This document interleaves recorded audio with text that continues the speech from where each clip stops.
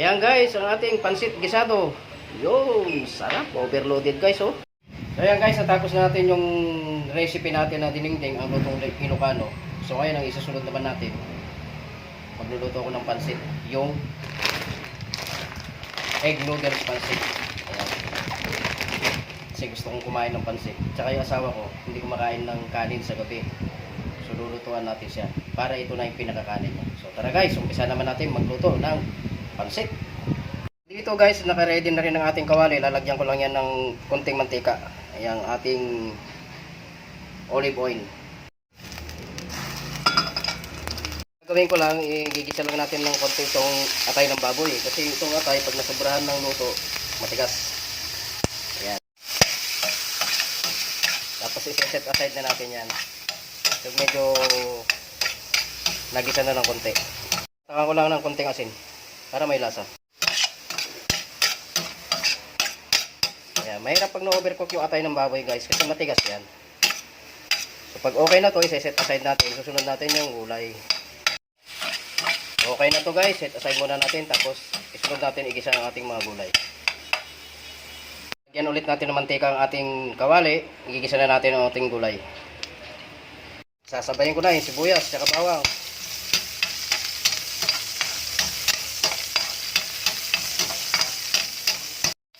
Halo-halo lang.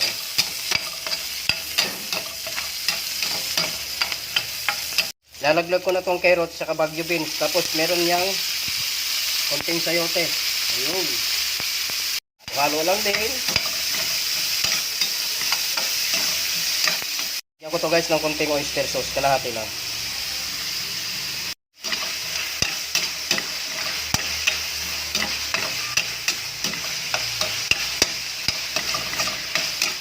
Tapos konting magic. Ayun. Okay na yan.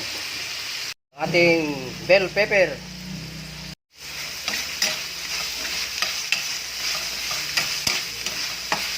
Pre guys, ito yung Chinese pizza. Yung tawag sa Baguio ay umbok. Umbok. Ayan. Kung nilagyan ng repolyo kasi ang repolyo medyo expensive. So itong binili kong pang-recado dito is ito yung tigsa 10 piso guys na naka-plastic. O di ba? Nakatipid na. Akala nyo mahal ha. Ayan. Tatakpan lang natin ng konti tapos i-set aside na natin.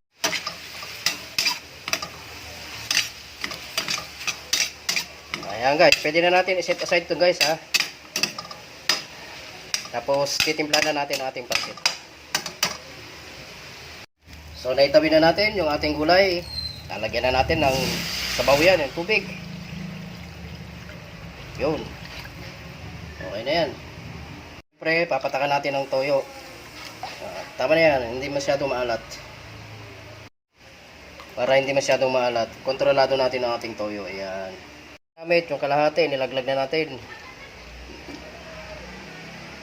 Yun. At yung kalahati din ng chicken cubes. Yun. Kasi hindi na tayo maglalagay ng seasoning dyan. Bali, yan na yung pinaka-betsin nyo. Pakuluin lang natin to guys. Tapos lalaglag na natin atong pansit. So ayan, kumukulo na siya guys. Lalaglag na natin ang ating pansit. Lalaglag na natin ang ating pansit egg noodles. Yun. Kunti lang niluto natin. Hindi masyado marami. Baka mapanis.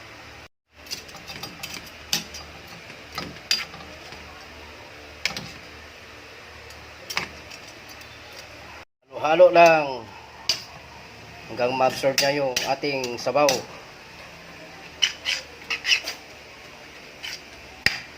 Ilalaglag ko na yung atay ng baboy. Yun.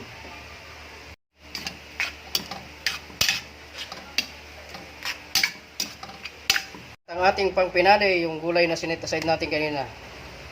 Yun oh. Haluin lang natin ulit yung pangpakulay ng ating pansit. Yun. Yun guys oh. Sarap. Egg noodles. Yan oh.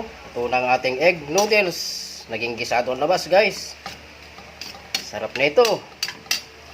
Sabi nga nila, kung gusto mo talagang kumain, magluto ka. Pagpawisan mo yan. Ayan guys, magpi-plate tayo ng ating noodles. Ayan na ang ating noodles pansit. Ayan guys, ang ating pansit gisado. Yun, sarap. Overloaded guys, oh. Ayun. May kanin ka na, may... Siyempre guys, ito yung pinaka-paborito ko. Yung kainan bros. Ay, tikiman bros pala. So, kailangan natin tikman ang ating niluto. May ditinit pa guys. Sarap. Kung nakatikim kayo ng ano, nung pansit kabagan, ganito yung klase ng noodles niya. Medyo habig sila sa lasa.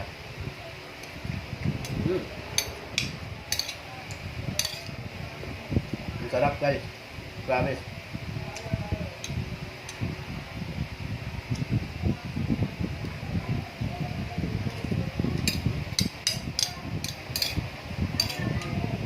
Yung gulay, yung dinengding, mamaya naman, pagkain. Baka mamaya, di na ako makakain.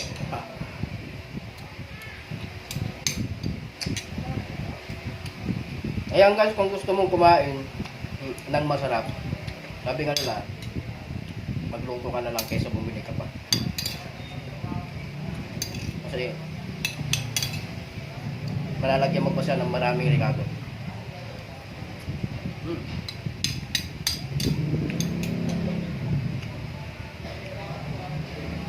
Salamat sa inyong panonood. Tuloy-tuloy lang po tayo sa suporta guys. Kung nakapalo ka na sa akin, mag-subscribe ka na. Para marami pa tayong i-upload na video gabi-gabi. Thank you, bye-bye.